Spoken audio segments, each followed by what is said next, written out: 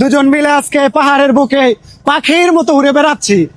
তুমি আমায় ডেকেছিলে কোনো এক মেঘে ঢাকা দিনে। যতদিন পর্যন্ত আমি আছি, আমার বন্ধু অভি আছে আপনাদের সাথে, প্রকৃতিকে কিন্তু আপনাদেরকে আমরা অনবরত ভাবে দেখাবো।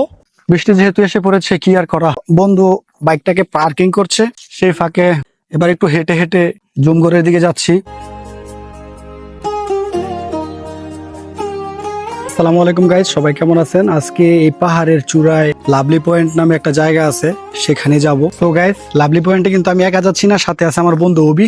চলুন যাওয়া যাক। সো এদিকে দেখছি আমার বন্ধু অভি রেডি হয়ে গেছে, সে বাইকটাকে রেডি করতেছে। আমরা দুজন আজকে একসাথে যাব। সেও মোটামুটি ভিডিও করার প্রস্তুতি নিয়ে আজকে আসছে।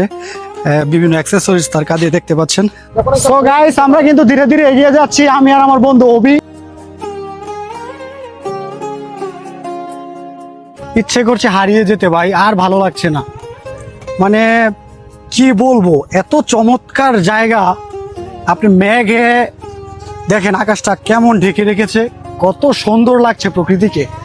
আমরা কিন্তু ভূপৃষ্ঠ থেকে প্রায় 4000 ফুট উপরে আছি। তা যতদিন পর্যন্ত আমি আছি, আমার বন্ধু অভি আছে আপনাদের সাথে, প্রকৃতিকে কিন্তু আপনাদেরকে আমরা অনবরত ভাবে দেখাবো। তো মোটামুটি বৃষ্টি চলে আসছে, বেশি দূর আগাতে পারছি না। আমাদের যে কোনো একটা জুম করে আপাতত আশ্রয় নিতে হবে। তো বন্ধু বাইকটাকে পার্কিং করছে, সেই ফাঁকে এবার একটু হেঁটে হেঁটে জুমগড়ের দিকে যাচ্ছি। বৃষ্টি যেহেতু এসে পড়েছে, কি আর করা। কেমন লাগতেছে পাহাড়ে এসে বলুন? পাহাড়ে আসার পর আমার যে অনুভূতি, এটা আমি ভাষায় ব্যক্ত করতে পারবো না। আমরা এখন এই যে উপরে পাহাড়ের উপরের দিকে যাব। এখানে একটা জুমঘর আছে, যেহেতু বৃষ্টি নেমে গেছে। আমরা আসলে আমাদের এই সাথে মোবাইল আছে, বিভিন্ন অ্যাক্সেসরিজ আছে, গিম্বেল আছে, এগুলো তো আর ভিজানো যাবে না। তোমার সাথে বিভিন্ন ক্যামেরা আছে। তো আমরা যেহেতু ঘুরতে বেরিয়েছি, আসলে কি বলবো, কণ্ঠ দিয়ে সুউচ্চ স্বরে কোনো কথাও আসতেছে না, আর ওইরকম ভাবে বলার কোনো ভাষাও খুঁজে পাচ্ছি না। নিজেই আবেগে আপ্লুত হয়ে গেছি।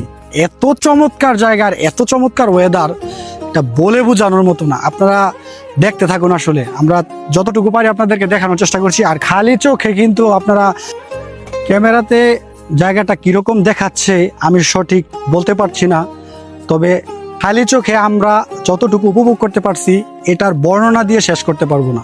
খালি চোখে এই দৃশ্যটা খুবই চমৎকার লাগতেছে। তো বৃষ্টি নেমে গেছে, আমরা এবার একটু জুমঘরের আশ্রয় নিব, এখানে একটু সময় কাটাবো। বৃষ্টি শেষ হলে আবার বেরিয়ে পড়বো।